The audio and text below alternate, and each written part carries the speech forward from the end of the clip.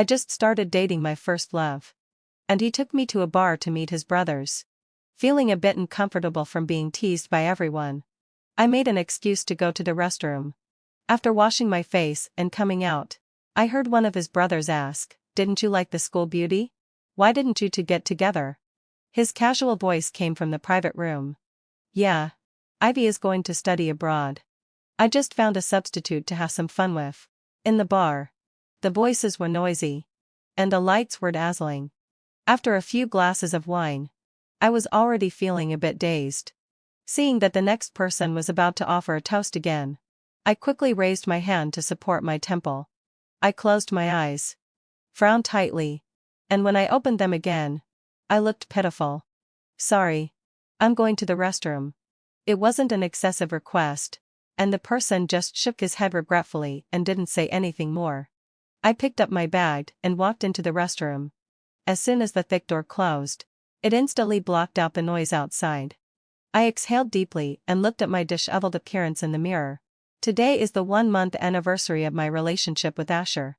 I originally thought that the two of us would go out for a meal, take a walk, and enjoy our time as a couple. But Asher said that since we had been together for so long, he planned to introduce me to his brothers. Long? Come to think of it, it's quite ridiculous. For Asher, this is indeed the longest relationship he has ever had. I have always known that Asher is a playful person. He has been like this since he was a child. But even so, I still seem to like him very much. So when he changed girlfriends one after another, I still stood firmly by his side, whether it was as a friend or as a sister. They all asked why. Since I was in such a close position, I didn't confess my feelings even though I liked him. I would always just smile and shake my head without saying a word. Asher seems harmless on the surface, but in fact, he is tougher than anyone else in his heart. But I didn't expect that Asher would take the initiative to confess to me. The moment Asher confessed to me, my mind went blank. I refused him. I almost didn't hesitate and tried to brush it off with a joke. But I couldn't resist Asher's persistent pursuit. I agreed. During this 1 month, we seemed to be together but not truly connected. But I regarded those moments as just my own illusions. However, after every moment of disappointment, I would ask myself, "Viol, isn't this what you've always wanted?" Including now. I'm not sure again. The water droplets on my face slid down my cheeks to my chin and finally fell into the sink, disappearing into the running water. I took out a tissue from my bag, dried the water stains on my face, and sighed. What if he just didn't mean it? After touching up my makeup in the mirror, I pursed my lips and planned to go back. But as soon as my hand touched the doonaband, I exerted a little force. I stopped. It was no longer as noisy as before outside. Instead, it was extremely quiet. A male voice suddenly reached my ears. "Asher, didn't you like Ivy?" My heart skipped a beat, and I couldn't help but grip the doorknob tightly. My reason told me to stop listening, but my body couldn't help but stay still. "Yeah. Ivy is going abroad. I just found someone to play with casually." "What? Do you really consider Viola as your sister-in-law?" The heart that had been hanging finally sank. To some extent, I still know Asher well enough. Because from the very beginning, I knew that he couldn't possibly like me. So, this is what it feels like to hear the truth come out of Asher's own mouth. I smiled self-deprecating lie and looked up through the crack of the door. But I suddenly met another pair of eyes. He was looking at me too. Back at my seat, a strange atmosphere filled the air. I smiled and said, "Why don't you continue playing the music?" The man who had asked Asher the question earlier glanced at Asher's expression and immediately flattered me. "It's just that without you here, sister-in-law, Asher doesn't have the mood anymore." I lowered my head and smiled, looking shy. "Asher, shall we continue?" I gently placed my hand on Asher's arm and looked at him expectantly. He opened his mouth, but before he could make a sound, the door of the private room was opened from the outside. "Asher, Ivy is here." "Ivy?" I frowned and thought, it must be Ivy. The next second, the girl stood gracefully in front of everyone in a white dress. "Asher." Before Ivy could finish her words, Asher pulled me into his arms. I was startled. I instantly understood what he meant. So instead of deceiving me, Asher was actually using me. I looked at Asher meaningfully. He wasn't looking at me, but was staring intently at Ivy. His tone distant. Today is the 1-month anniversary of me, and by all. You're late. Just take a seat. Asher called my name affectionately, and emphasized the word, anniversary, with a heavier tone. Looking really serious about this gathering today. If it weren't for the fact that his hand around me was squeezing so hard that I gasped, I would really have thought that he had completely let go of Ivy. Everyone present was very shrewd. In such a situation, remaining silent was their best protection. After Asher's words, Ivy didn't move. Probably only Ivy in this world dares to be like this. As everyone knows, Asher won't spoil anyone. Except Ivy. The air froze at this moment. Seeing this, I spoke up. Take a seat quickly. We're still going on. Ivy glanced at me, and then looked at Asher. This time, Asher didn't protect her anymore but fed me a piece of fruit. Our actions were intimate and natural. But they stung Ivy's eyes. She sensibly walked to the other side of Asher and sat down. As soon as the music started, everyone became excited again. Because there was one more person. The originally cheerful gathering turned into a battlefield. Asher's so-called good brothers no longer made jokes about me as they did before. I was also happy to be at ease. I took a sip of wine and my eyes unconsciously looked at the man in the corner. He was also Asher's friend. But he didn't talk much. Everyone was swaying to the music.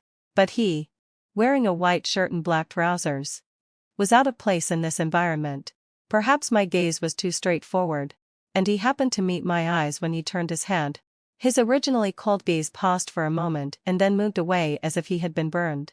I was stunned and my gaze fell on Asher's side. The girl who looked as if she would fall over with a touch was drinking wine on her own. Asher seemed calm on the surface. Looking closely, the hand he placed on his knee was clenched into a fist so tightly that his knuckles turned white. Ivy was obviously drunk.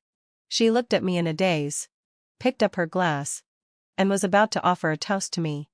I raised my hand and reached for the glass on the table. But before my hand touched it, Asher stopped me.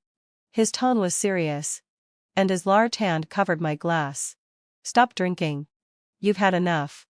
Although Asher was looking at me when he said this, I knew that the person he really cared about wasn't me. I smiled and said, okay, I won't drink anymore. Seeing this, Ivy's eyes turned red. Asher, then can you drink for her? Asher didn't even give Ivy a glance. As if he hadn't heard her words. Those involved are blind, while onlookers see clearly. I could see it clearly. Asher didn't dare. He was afraid that if he looked at her, all the acting he had done in this month would be in vain. The tears that Ivy had been holding back finally fell.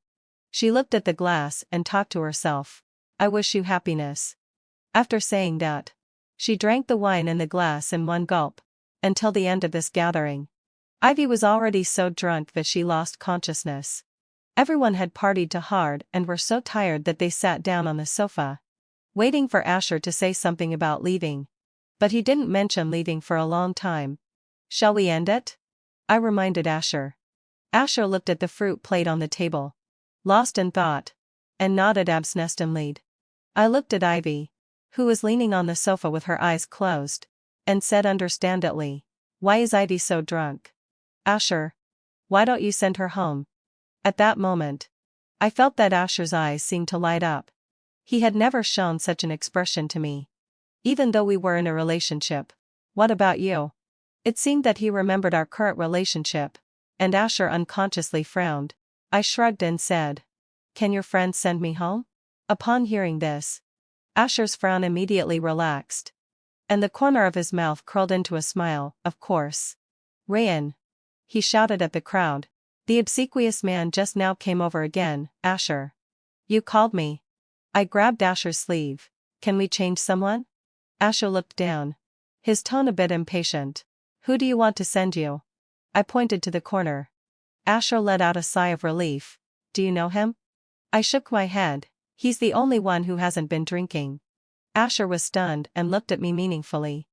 Just then, went out a low sigh. Ivy groaned uncomfortably. Asher reacted and immediately called out to the corner.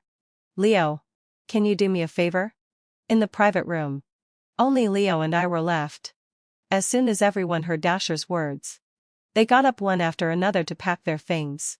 Asher was no exception. He picked Ivy up in a Princess Terry and walked straight out of the door without even looking at me. Everyone looked at each other and turned their gazes to me. I have to say, sister-in-law, you're really magnanimous. Leon said flattering words. But who couldn't tell that he was actually mocking me? With his good start, everyone started talking freely again before leaving. Really, Ivy is the school beauty. An ordinary person can't compare to her. Not only that, Ivy is not just the school beauty. She's also Asher's first love. If Asher didn't want to delay her, he would have been with her long ago. Why would he wait for someone else? Exactly. Asher treats Ivy like a treasure. He's afraid of dropping her if he holds her in his hand, and afraid of melting her if he holds her in his mouth. It was obvious that some of these words were meant for me. If I continued to play dumb, it would be impolite. I sneered and said, "What?" As soon as Asher left. "You can't wait to undermine him?" If I heard correctly, you all mean that Asher must be blind to like me. Right? I extended my index finger to my chin and looked like I was seriously thinking. Come to think of it, that seems to be true. Asher does seem to be tired recently and his eyesight is not so good. I will definitely pass on every word you just said to him without missing a single word. Everyone present fell silent immediately. It seemed that they didn't expect that I wasn't an easy target to manipulate. And they all fell silent. The atmosphere at the scene was tense and somewhat at a standstill. Until Leo in the corner spoke up, "Are we leaving or not?" Someone reacted and quickly put on their coat. When they reached the door, they even turned around and said to me, "I didn't say anything just now. Don't go around spreading lies." I curled the corners of my mouth sarcastically. It was a classic case of protesting too much. Following the first person who left, everyone gradually left one after another. The place was soon emptied. In an instant, the air in the private room became much fresher. I raised my eyes and looked at the man in the corner. Only then did Leo stand up in an orderly manner, straightened his wrinkled cuffs, and bent down to pick up the suit jacket draped over the back of the sofa chair. "Let's go." His thin lips parted slightly, and he walked in front of me. In fact, I lied. Leo didn't refrain from drinking at all. He drank no less than 3 cocktails alone. But Asher just didn't notice. Leo hired a designated driver, and we sat side by side in the back seat. On the way, the dim yellow streetlight filtering through the gaps between the trees were like tiny fragments of flowing gold, spilling into the car. When I turned my head to look at Leo for the umpteenth time, he finally couldn't hold back. Leo let out a sigh, leaned his head against the backrest, and closed his eyes slightly. "Don't worry. I won't tell anyone." He was quite smart, but I wasn't stupid either. You all can tell that Asher doesn't like me at all, right? My sudden question caught Leo off guard. He seemed to be afraid of making me sad, so he started saying some awkward words of comfort. "Don't take what happened just now to heart. Asher is always like this. You should know that better than we do." I didn't say anything. I crossed my arms in front of my chest, turned my head to look out the window. People of all kinds were reflected in my pupils. Feeling deflated, I tilted my head against the car window. But he wasn't like this before. For me, Asher is an indispensable part of my life. In the eyes of others, we are childhood sweethearts who support each other. But in reality, we are 2 lonely individuals who met and leaned on each other. From kindergarten to university, Asher and I were inseparable. Back in the hazy period of my youth, I realized that my feelings for Asher were far from those of siblings. At first, I was cautious, afraid to confess, having fulfilled my obsession, and even evaded it blindly. But changes came too quickly. Asher's family went through a change, which made him fall into a slump. I've seen him give a speech in front of the whole school, shining brightly. I've also seen him get beaten by his father for no apparent reason after he got home. Yet he didn't make a sound. I've seen him full of kindness, generously helping the stray cats in the school store. I've also seen him expressionlessly crush a goldfish with his bare hands at home. Asher is a contradiction. So am I. I know clearly that there's no way for us to be together. But I still want to give it a try. Maybe it's because the young Asher gave me all this limited kindness.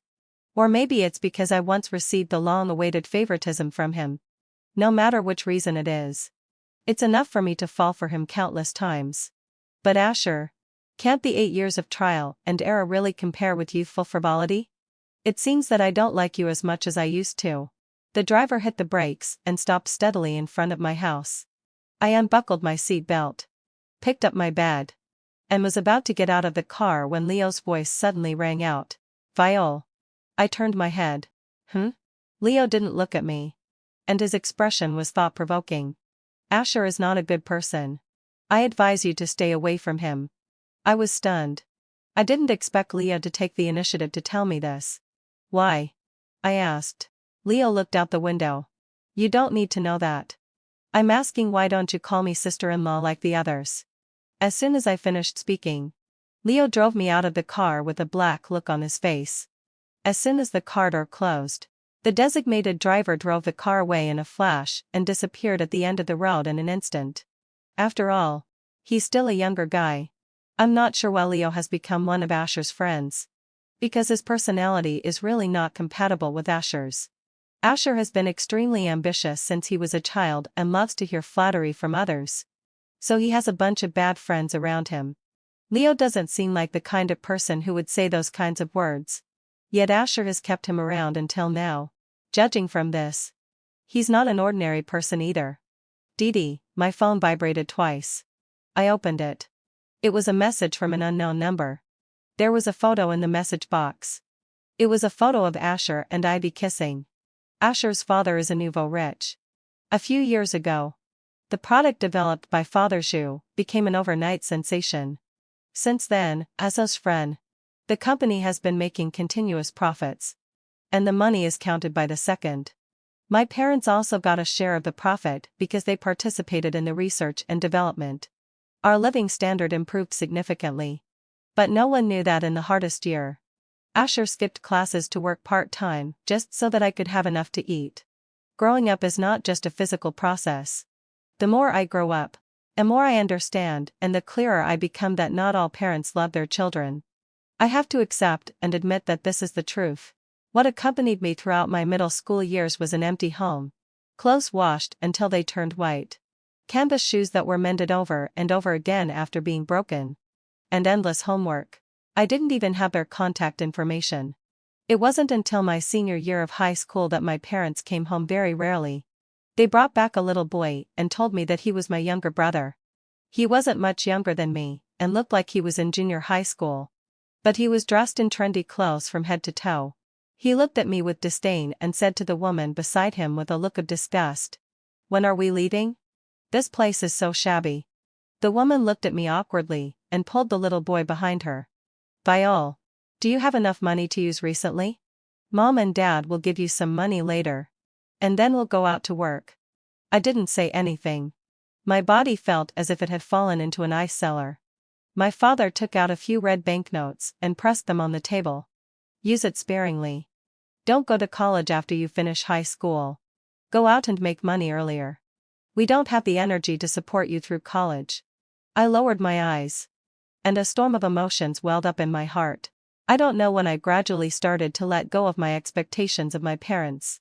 They are like strangers to me. In the past, I always comforted myself that my parents were making money so that I could have a better life. As long as I studied hard, my life would change. But the truth slapped me in the face. I don't believe that any parents would truly abandon their children for 3 or 4 years. Never meeting them or even making a phone call to greet them. Later, I realized that they just didn't love me. During the years they were away, I secretly begged the restaurant owner to let me wash dishes in the back kitchen and give me a chance to earn money so that I could survive. And the only person who has been by my side all this time is Asher. He's different from me. He's the only son in his family. Even if his parents have to leave for work, they will try their best to make sure he leads the best life. But he always thinks of me first. Asher has long held a different meaning for me. Maybe it's love, or maybe it's dependence. But in any case, Asher is a special existence. But in the same year, Asher's family went through a change. His father had an affair and was caught in the act. His mother left resolutely. I don't know who spread the news in the class, but Asher suddenly became an outsider in the class. But he is such a proud person. The strange looks and the gossip behind his back made Asher become more and more withdrawn. I only know that his grades got worse and worse. But I didn't know when he secretly dropped out of school. I didn't even know that since his parents divorced, he didn't even have a source of living expenses. But he was able to surprise me all the time. I always naively thought that maybe Asher was just such a strong person. I was wrong. Completely wrong. The reason why Asher had the ability to do those things was that he had been using the extra time from dropping out of school to work part-time. I ignored the tiredness on his face, the wounds on his hands, and the mud on the gifts. I even mistook them for the marks of his hard study. No matter what kind of person Asher is now, at least the kindness he showed me in the past wasn't fake. I'm a bit confused. Is my love for him driven by hormones? Or is it compensation out of guilt? On the weekend, Asher said he would take me to have a barbecue and go camping. Just the two of us? I asked. Asher's eyes dodged. There are others too. Do you mind? Asher was acting strangely. Even when he tacitly allowed his brothers to humiliate me with their words, he had never shown such an expression. It was an extreme sense of guilt. I smiled with my eyes curved. Of course not. We're all friends. Asher's tense nerves seemed to relax at that moment. Who are they? I peeled a tangerine and stuffed it into Asher's mouth. Just the group of people from the night of the anniversary. Asher seemed a bit nervous. I thought thoughtfully. I see. Ryan and the others? Yes, Evin Filselmard, sorry. Asher paused. And Ivy. I didn't say anything and didn't show any reaction either. Asher grabbed my wrist. She's going abroad. Maybe this is the last time we'll get together. I chuckled softly. Why are you so nervous? I didn't say I disagreed. I said we're all friends. What do I have to worry about? Asher picked up a tissue with his long fingers. Wiped his hands clean. Aren't I afraid you'll be jealous? I squinted my eyes and said Kikathasly. You're just being glib. Asher's phone on the coffee table vibrated. I was quick-eyed and saw the name Ivy at a glance. Asher raised his eyebrows and calmly turned his phone upside down on the table. Oh right. I said casually. As if it didn't matter. Will Leo go too? When Asher heard this, his face suddenly fell. Why are you asking about him? I shrugged. It's nothing. He left his handkerchief at my place last time. You let him go to your house? Asher's tone was cold. What's wrong with that? I frowned in confusion. The area in front of the house can be considered part of the home too, right? Asher grabbed my wrist and pinned me against the sofa. His words were full of a warning tone. Bayal.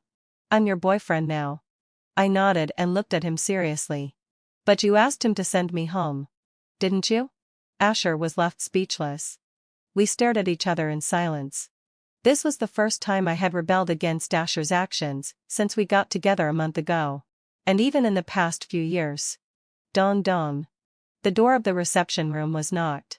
Asher and I looked up at the same time. Leo stood at the door with some documents in his hand. Looking as usual. Sorry for interrupting. President Asher. There's a document here that needs your review. Asher looked at me and then lowered his head as if he was about to kiss me. I turned my head to avoid it. There's someone here. After saying that, I pushed against his chest and sat up. Asher seemed a bit irritated. What document do I still need to look at? Didn't you say that as long as you think it's okay, you can handle it yourself? He reached out his hand towards Leo. Leo respectfully handed the document in his hand to Asher. Mr. Zhu instructed me to let you take a look at this. Asher mumbled to himself as he flipped through the document. When did this old man start handing such things over to me? I stared at Leo, saying nothing. Asher made a bold stroke with his pen. Is it such a simple matter? Leo still maintained a distant and polite demeanor. Mr. Zhu specifically explained that it's to exercise your business capabilities. After saying that, he bowed slightly and left. I knew it. There must be a reason why Leo can stay by Asher's side. See? With the same salary. Leo can do much more than others. Leaving aside the salary. Just based on Leo's abilities. He must be a sought-after talent for many large companies.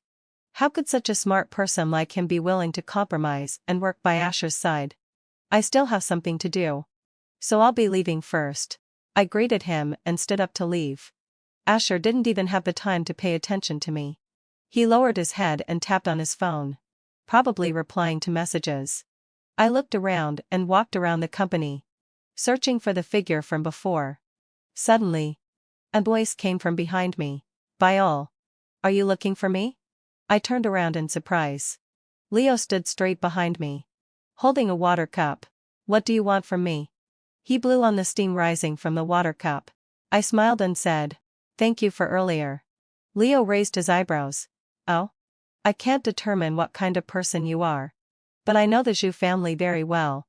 I sneered, with Asher's father's character. He can't wait to hand over the entire company to his youngest son. How could it be Asher's turn to be trained in his abilities? Leo let out a wry smile. Smart. I raised my head proudly, likewise. I looked at my watch. If I didn't leave soon, I would run into that family when they got off work. And I didn't want to cause unnecessary trouble. See you on the weekend then. I waved goodbye. Leo nodded slightly. Just as I turned to leave, I caught a glimpse of the figure at the corner. Ivy. If you follow me any further, I'll be home. I stopped by the roadside and suddenly spoke. The delicate figure finally emerged from behind the tree. Bayal. What's the matter? I crossed my arms and looked down at Ivy. She seemed to have made up her mind. Can you please give Asher back to me? From her tone, she wasn't asking me, but rather telling me the result. Looking at Ivy's pitiful face. The anonymous message on my phone that night flashed through my mind again. Oh? What do you mean? I chuckled. Ivy seemed a bit anxious. Can't you feel it? Asher doesn't like you at all. He's with you just to make me angry about going abroad. Give up. You and Asher have no future. I don't plan to go abroad for further studies anymore. Asher will definitely get back together with me. I don't want to make it too embarrassing. So can you please break up with him first? Yes. Asher doesn't like me at all. From start to finish. The only person he likes is Ivy. Ivy is Asher's first love. She's so precious that Asher can't bear to ruin her. But Asher has a playful nature. After his first love has been noble for so long, he can't help but want to have her. Are you so sure? That Asher will definitely choose you? I reminded Ivy, are you sure you want to trade a big relationship for your future? Ivy. I've always thought you were a smart person. Ivy was somewhat broken down by my few words. Bayal. Stop pretending.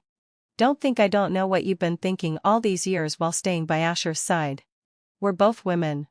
I know exactly what you're coveting. You said I'm smart. So I'm advising you now. It's best to leave Asher quickly, and don't make things too ugly. And, Ivy paused. You should also know that the people around Asher don't like you. Right? I was taken aback. So it was Ivy's arrangement, I said. Why would they have so much malice towards a stranger like me for no reason? Since things have come to this, then I can only let go of my urge to help others and respect other people's fates. Without looking back, I threw a sentence at Ivy. Wish you success. On the weekend, Asher organized a large group of people in 3 cars and went to a desolate mountain to have a barbecue. He, Ivy, Leo, and I happened to be in the same car. Saying it was a coincidence. It might not actually be. Leo is Asher's driver. So the two of them should have been in the same car originally. And I'm Asher's girlfriend. So there's even less reason for me to be with others and separated from Asher. As for Ivy, this is probably the most proactive she's ever been in her life. She had the nerve to take Asher's arm. Asher. I want to sit with you guys. Asher didn't push her away. Instead, he looked up at me. I understood his meaning at a glance. After all, I'm the person who knows him best in the world. I sneered, sure. Why not? There won't be anything between us in the future either. So in the end, Asher and Ivy sat side by side in the back seat. I sat in the passenger seat. And Leo was in charge of driving. Everything was fine along the way. Suddenly, Ivy's soft voice came from the back seat. Asher. I'm not feeling well. I raised my eyebrows, looked up at the rearview mirror in the car, and exchanged a smile with Leo. I saw Asher frowning tightly and worriedly supporting Ivy's shoulder. Are you carsick? Do you want to throw up? Ivy closed her eyes and leaned against Asher's shoulder. It's okay. I'll just take a nap. The journey to the mountain was long. I got up late in the morning and didn't have breakfast. Now my stomach is a bit uncomfortable. I frowned and rubbed my stomach with my hand. There's some food in the drawer in front of you. Have some to hold you over. I was a bit surprised and looked at Leo in delight. He wasn't looking at me and was driving attentively, as if it wasn't him who had just spoken. I opened the car cabinet. And sure enough, there were some snacks and drinks inside. I casually took out a pack of plums. The sweet and sour taste could stimulate my taste buds well. Seeing how well prepared these things were, I was a bit puzzled. You prepared these things so thoroughly. Didn't you eat either? Leo focused on driving and took the time to answer me. I'm very busy. And my eating schedule is irregular. It's more convenient to have some things on hand. I thought for a moment. And without thinking, I took out a plum and held it to his mouth. Leo took it naturally, as if he was used to it. We didn't talk anymore and enjoyed the snacks together. Until Asher's faint voice came from the back seat of the car. When did you two get so close? I shook my head. Are we that close? I don't think so. Asher gritted his teeth and warned in a low voice. Viol. Don't cross the line. I turned sideways, glanced at Ivy who was almost in Asher's arms, and then looked at Asher. Asher. I don't think I'm being too excessive, right? Asher was at a loss for words and turned his head towards the window, not saying anything more. Although I'm a wealthy young lady now, but I also had a difficult childhood. Physical activities like mountain climbing are a piece of cake for me. At first, everyone's pace was about the same. After walking for a while, some people gradually began to run out of energy. Ivy is a pampered young lady. How could she endure such hardship? She couldn't hold on for half an hour. Asher. Let's take a break. I'm a bit tired. With Ivy's pitiful appearance, even I felt sorry for her. Let alone Asher. He immediately agreed. I didn't really care. Viol. Let's take a break. Asher called me. I turned around and looked down at them. If we don't keep going now, we won't reach the top of the mountain before dark, and the remaining road will only be more difficult. I shook my head and refused Asher. I can still hold on. You stay with Ivy. I'll go ahead. Asher frowned unhappily. It's dangerous for you to go alone. Just as I was thinking about my words, Leo walked up to me. I immediately understood. It's okay. I can go with Leo. Asher was so emotional that he blurted out, no way. His voice was a bit loud, attracting everyone's attention to him. I sighed. Forget it. Forget it. Ivy took a break for an hour, and we had already fallen far behind the group in front of us. I wanted to hurry up and walked 3 steps at a time. The consequence of this was that my physical strength was consumed very quickly. Soon, my legs felt a bit weak. I exhaled and lifted my foot to take the next step, but as soon as my foot left the ground a little, my school bag was pulled back by a force. I lost my balance. I didn't even have time to cry out, and my knee hit the step heavily. A sharp pain hit me. Just when I thought I was going to roll down, someone held my waist from behind. When I opened my eyes with tears blurring my vision, Leo was holding my waist from behind. His hand was strong, and I was almost suspended in the air. I stood on one foot on tiptoe. I can't stand up. Let me sit for a while. Leo said okay and helped me sit on the nearby step. Only then did I see the culprit. Ivy was lying softly in Asher's arms. Asher. It's all my fault. I'm not in good health, which has delayed your journey. Asher hugged her and sat down on a nearby stone bench. It's okay. It's not your fault. I looked at the two of them being affectionate, and my breathing became rapid. I felt a bit dizzy. Asher. Sister Viol seemed to have hurt herself just now. Aren't you going to check on her? Ivy said this, but her hand tightly held onto Asher. When Asher turned around, Leo just happened to offer a piece of candy to my mouth. You have a bit of low blood sugar. Have some. Thank you. I avoided Asher's gaze.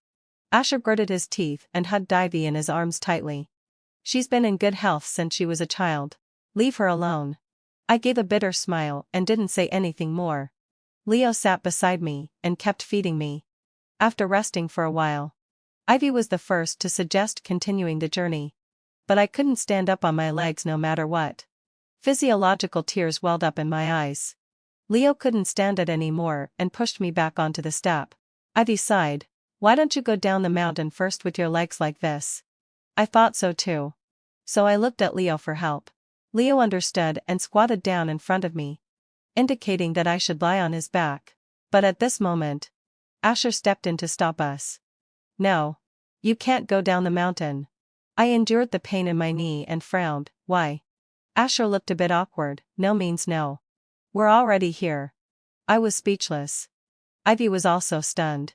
She tugged at Asher's sleeve. Why don't we let them go down first? Sister Viol can't walk fast in this state. What if it delays our journey?